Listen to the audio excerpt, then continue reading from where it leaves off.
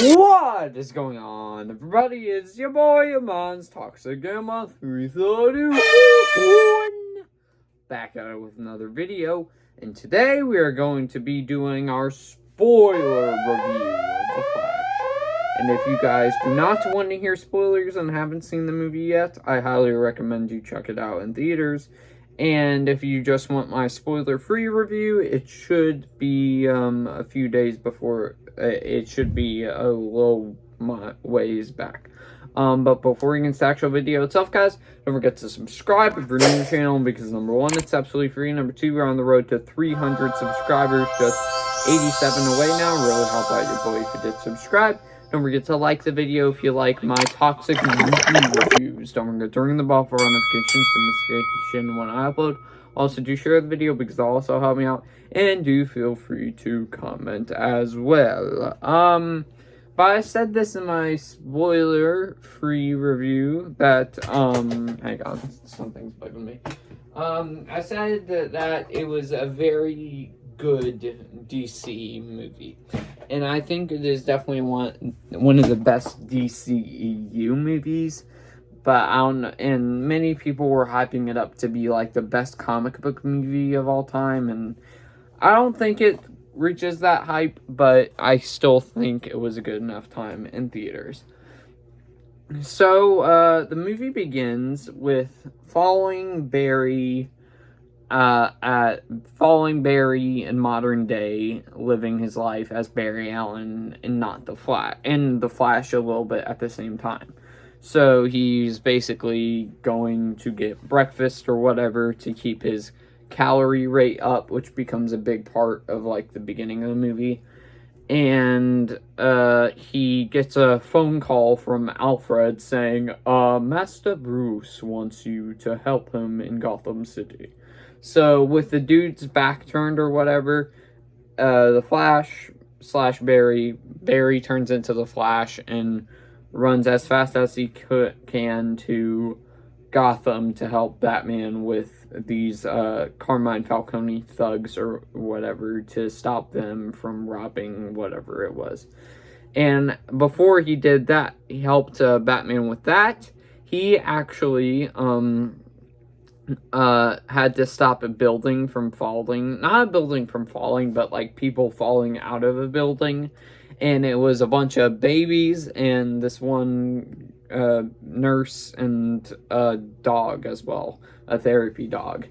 And most of the people are talking about the CGI in this scene, because I think this has the worst CGI. Because most people, when watching this, you could go like, oh, yeah, that's definitely not real.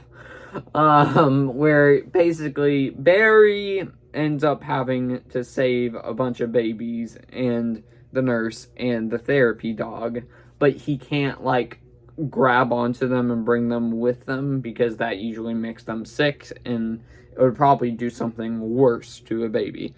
So he has to basically kind of like cushion their landing or whatever. And it's funny because at the same time in slow-mo he's trying to get his calories back up by eating stuff around so he can save them enough in time, because he had low calories going into this. And no shocker, he ends up saving all the babies, the nurse, and the therapy dog. And also, one of the, I would say, more people are starting to think it's a little bit controversial, but there's a scene in here where I'm surprised not that many people are talking about how it might be controversial or whatever, where the Flash ends up having to save a baby and throwing him into a microwave that's not like charged in or like hooked up, so the baby doesn't like get burned by fire, so he had to stay in the microwave or whatever. And I thought, oh yeah, I don't think a whole lot of people are gonna like that. And yeah, then Flash basically catches up to Batman, Ben Affleck Batman, that is, who just barely survived, barely Gotham survived, I should say. And this was a big surprise. I mean, it wasn't the biggest surprise of the movie, or like I didn't like go like, oh my gosh, it's that person. I just went like, okay. That was a cool surprise. And Wonder Woman was in here, which and saved Batman, Gal Gadot, and I thought it was a little bit It was very. It's I thought that they removed the scene with Wonder Woman because supposedly they removed a Henry Cavill Superman scene and a Gal Gadot Wonder Woman scene, which I think they kept the Wonder Woman scene. They got rid of the Henry Cavill scene. Well, Superman did pop up for a brief second, but it was like on TV and you couldn't see his face and tell it was Henry Cavill. So yeah, and then basically Barry ends up wanting to basically get his mom back and finds out that he can travel through the past, which he ends up telling Bruce this, and Bruce basically ends up saying, no, you shouldn't mess with the past, Barry, because some things make us who we are, which is a lesson in this movie that sticks with the whole entire thing. So Barry ends up not listening to him and goes back in time where his mom basically, so she doesn't die, and his mom is at the grocery store and she forgot the can of tomatoes, so he basically makes sure that she doesn't forget the tomatoes and puts it in there in super speed. So then he's charging and running back into the present day, or attempting to do that, and he ends up getting shoved out of the not shoved out of the timeline. He ends up getting stopped from going to the present and gets shoved into like when he was a teenager and 18. And so then that leads to him realizing, oh, my mom's back and my dad's not in prison. So he ends up saying, oh, hello, and is going like, oh, I love you guys, or whatever. Then, as you guys saw in the trailer, out the window he sees the Barry that's in this timeline, and that's 18. And he goes, oh, I'm not going to say the word, but crap. The more adult word for crap. And he goes like, and then his parents look at him weird like, huh? And then he goes like, oh, I have to crap. And then that was funny. I got a line out. I got a laugh out of that. And he ends up basically stopping Barry from coming in and trying to basically stop him from going inside. And Barry thinks it's the Barry in that timeline thinks it's somebody trying to mug him or whatever, and he takes off the hoodie and goes, wait, what? Basically seeing himself and freaks out. And then Barry ends up bringing the Barry of that timeline to his room and basically tells him everything, and they basically have a segment or whatever, and he's going like, do the thing again, this is so cool, or whatever. And that day he realizes that was the day that he was going to get struck by lightning, so he had to make sure that the Barry in that timeline ended up getting struck by lightning, which he brought him to the lab that he got struck by lightning with, and it ended up happening, but the lightning ended up going through present day Barry and the Barry in that timeline, and both of them ended up getting struck by lightning. And the present day Barry lost his powers, and then the Barry in that timeline got the powers, and he was basically going like, where'd my powers go? And he was trying to run or whatever, and I thought that was funny. And basically they end up getting brought back to their apartment, and Barry's losing. Then Barry in that timeline's going, oh, I have powers, and like using them all the time and stuff. and learns how to do everything, and I thought that was pretty funny. And then basically the next day, was it the next day? Yeah, I think it was the next day or whatever. Barry and his roommates welcome Cousin Barry. Cousin Barry. And I thought that was pretty funny. And basically, present day Barry is trying to find out where all the other Justice League is. And he can't find them on the web. So basically, all the time, the roommates and Barry are going like, what? And also, what else? There's a few funny references in here. So he says something about Michael J. Fox in Back to the Future, and they're going like, no, Michael J. Fox isn't in Back to the Future. It was Eric Stoltz, which, if you know your Back to the Future history, Eric Stoltz was originally supposed to be Michael J. Fox. And he was originally supposed to be Marty McFly instead of Michael J. Fox in Back to the Future, and he got basically recast because he didn't fit the film in many of the studio's eyes, which thank goodness they didn't pick him.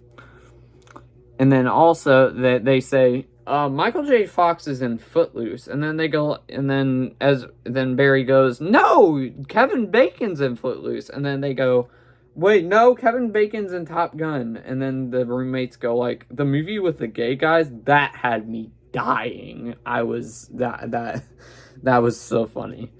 And basically they keep on searching. He keeps on searching for the other Justice League members, and another joke is he looks for Aquaman, and apparently Arthur is Aquaman's dad's dog, which was funny.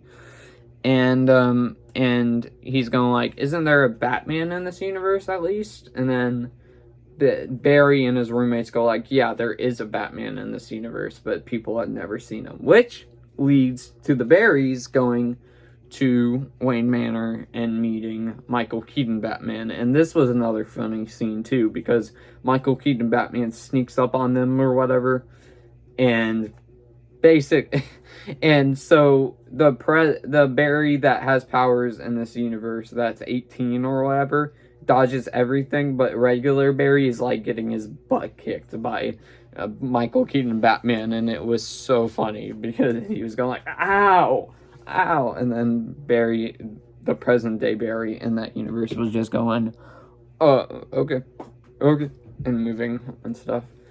So then they eventually stop fighting, and Michael Keaton Batman basically gets told about how modern day Barry got trapped here, and they basically tell him the timeline thing or whatever, and then Michael Keaton Batman explains with Spaghetti how that different timelines can screw up at any time, basically. And they asked for his help, and then he said no, and then no surprise later, he ends up helping them, and they find out that there is a superhuman in a fortified military base, which they go there, and they find a Kryptonian, which isn't Superman, but it's Supergirl Kara, and yeah, and then she ends up getting saved, and she ends up beating a bunch of people up, and they get sent back to Wayne Manor / the Batcave, and Supergirl decides to leave and see what General's... Oh, by the way, General Zod's come down to Earth already. So she's basically trying to find out that she wants to talk to him, because Kryptonians are usually like mean or whatever. So she sees that all the evil Kryptonians ended up killing a bunch of people, and she ends up joining the team with the Barrys and Michael Keaton Batman, which leads to the final battle. So the final battle, this part of the final battle didn't bother me, I think, where basically Supergirl the two Barrys and Batman end up facing all the evil Kryptonians, and the Barry from this universe at 18 cuts himself a costume from one of Michael Keaton Batman's suits or whatever, and there was another funny gag in here where he tries to like turn or whatever with the Batman costume, and he can't because Michael Keaton's Batman's costume always, you gotta look straight and you can't turn your head, and I thought that was pretty funny too. So they end up fighting everybody, and you find out when Kara's talking to Zod that Zod ended up killing Kal-El, aka Superman, when he was a baby and stopped the pod from coming to Earth, which sends Supergirl into a rage, and them two fight, and eventually Zod ends up killing Supergirl, and I was going, oh wow, this is very accurate to the Flashpoint Paradox. Not very accurate, but it's very similar to Flashpoint Paradox. And then Bruce ends up sacrificing himself to blow up the mothership of General Zod, in which he ends up exploding himself. And then Barry 2, we'll just call him Barry 2 because I'm not going to say Barry 18-year-old, ends up deciding, we can turn back time, right? So he ends up turning back time, and then they end up resetting it or whatever. Then Batman and Supergirl die again, and they're going like, wait, what? We can, the Barry 2's going like, we can fix this, right? We can fix this. And regular Barry's basically going, I don't know if we can fix this. And Barry's not listening. The Barry 2, I should say. And he does it again, and it doesn't work again. And then Barry continues to tell Barry number 2 that we can't fix this. And then Barry 2 keeps on doing it without Barry number 1 now and tries to fix it. And then he eventually stops, and Barry 1 tells him, we can't stop this. We have to this world is going to die, and we cannot stop Batman or Supergirl from dying. And then Barry number 2 doesn't believe it, and basically Barry number 2 didn't know that Barry's mom died in his universe, and is saying basically, I gotta change things. Barry number 1's going like, I gotta change things back. I shouldn't have put the tomato thing in there. So Barry number 2's going like, no, I don't want to lose my mom either. And then the Dark Flash pops up again, which we saw from the beginning. And one of my negatives was the villain, which is Dark Flash in here, because it's weird how they built him up. And it's actually Savitar, but not Dark Flash, I should say. It's Savitar.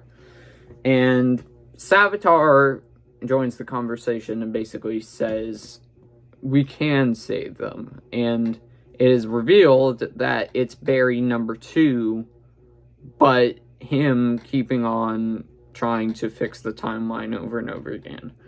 Which was very weird. And that's when the third act started to fall apart, I think. And then around them, they see that all these different worlds are starting to collide in the multiverse now. And this is when we get all the magical cameos. So the first one we get is the original Superman. I forgot the actor's name, but like the gray, black, and white Superman. And I was going like, wow, that's kind of cool. And then you turn to another universe and you see Adam West Batman, which was cool because I even though it's kind of goofy, I love the Batman universe of that time. And that also turns to another universe with another version of Superman, and then he comes close to the camera, and it's a CGI version of Christopher Reeves as Superman, along with the Supergirl right next to him. Which I know people give the crap for some of the CGI for the cameos.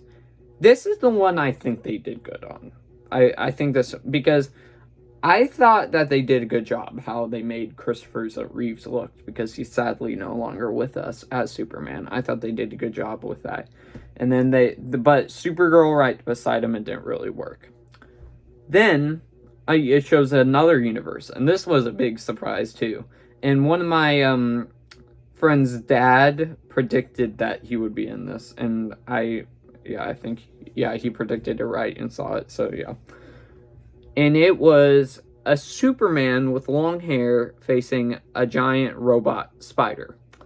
Now, I did not know about the robot spider part, but I was going, long hair, I've seen that picture before, and I know who that is. And then it turns, the Superman beats the spider, and he turns around, and it's a CGI version of Nicolas Cage as Superman. Which, if you know kind of like the DC history of movies that weren't created, there was originally supposed to be a Tim Burton Superman movie in the 90s, I think, called Superman Lives, which had Nicolas Cage as Superman.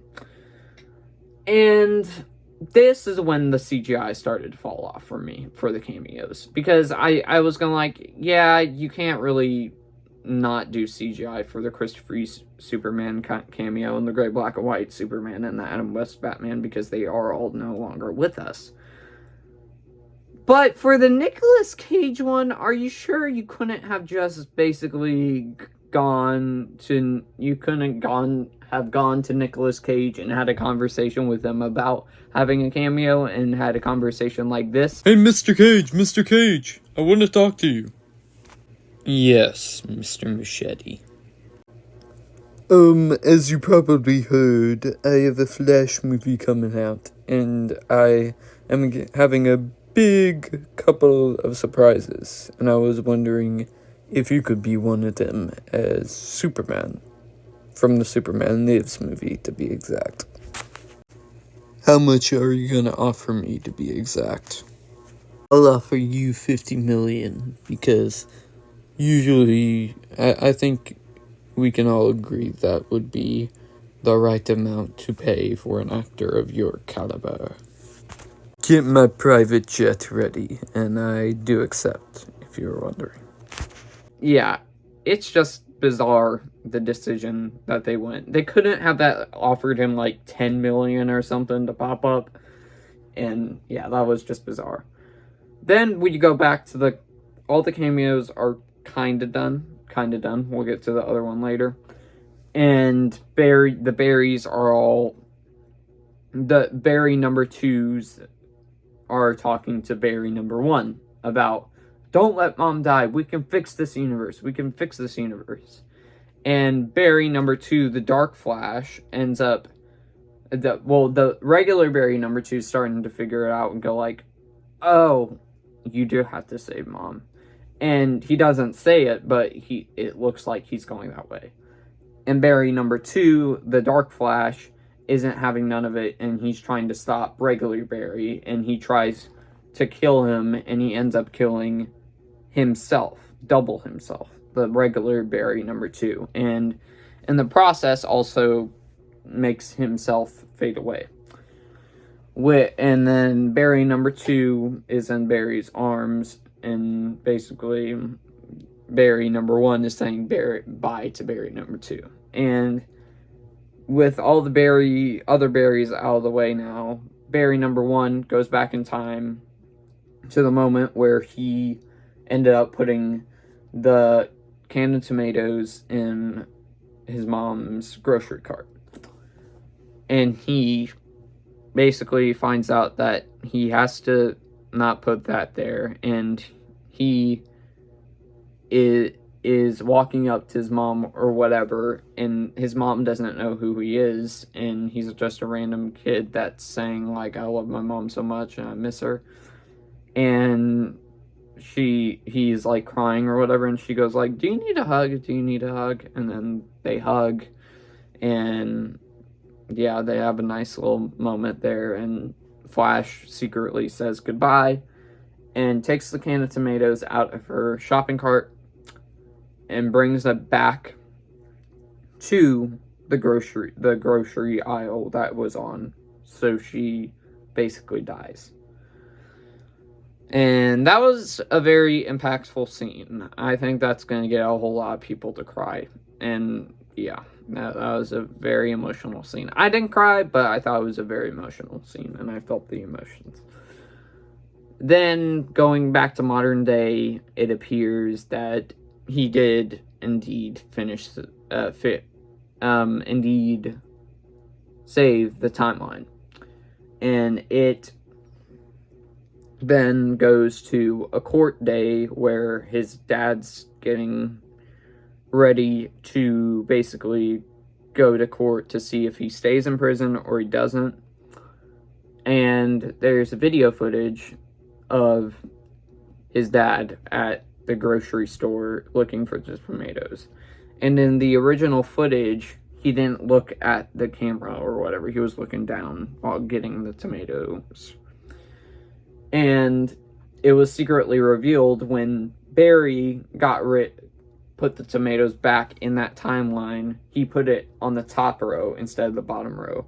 So his father, during that time, would look up. And he later find out that he ends up becoming innocent and he's free now. And then Barry ends up walking out of the lawyer case, and Iris is there, and Iris is going like, aren't you going to ask me out? And then he asked her out. And then Bruce calls Barry and goes like, hey, I want to talk to you, kid, or something like that.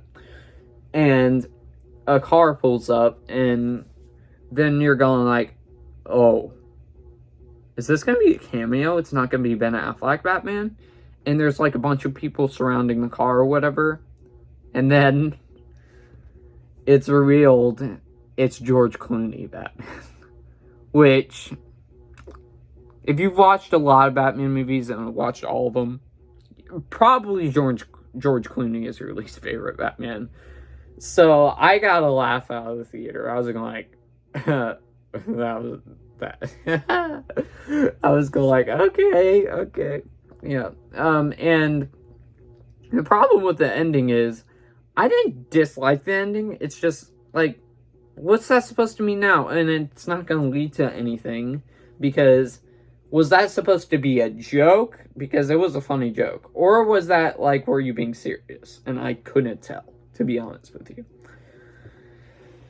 And then, post-credit scene, which I gotta say, this was really disappointing. I talked about it in my spoiler-free review, that the post-credit, if you want a good laugh, stick around. If you think it's gonna be game-changing, don't stick around for the end credits.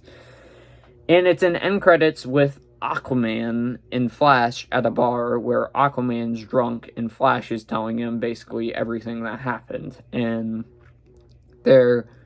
Flash is trying to walk him to his apartment so he can sleep or rest or whatever.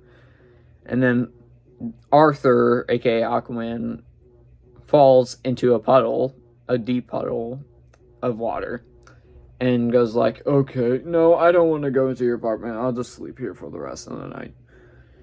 And Barry then basically goes into the, okay, whatever, and then goes into his apartment, which, that end credit, like, why? Like, I don't know. If it would be different if this wasn't the second to last movie of the end of the original DCU, but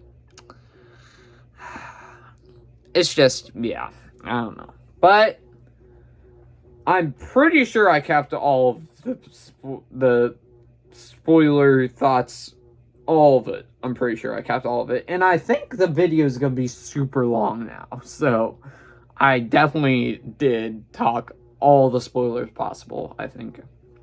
So, before we get into actual ending the video itself, guys, don't forget to subscribe if you're new to the channel, because number one, it's absolutely free. Number two, we're on the road to 300 subscribers, just 87 away now. Really, how about your boy if you did subscribe? Also goes for people that have been watching my channel for a while and haven't subscribed yet. Don't forget to like the video if you like my toxic movie review. Don't forget to ring the bell for notifications from us in case you want to upload. Also, do share the video because it'll also help me out, and do feel free to comment. And if you're wondering, if you didn't see the ending of or if you want my score of the movie, so last video I said that my score for the Toxic Meter, I'm going to give a B+, but for the Toxic Meter, I'm going to give it Toxic Goodness, which is a B+. So B+ or B- category, that's what Toxic Goodness is, and I put a B+. It almost became A-, but there was a bit weird stuff in there. So, yeah. That's all the videos today, and I'll see you guys tomorrow. But with that being said, guys, I'll see you in the next one, everybody.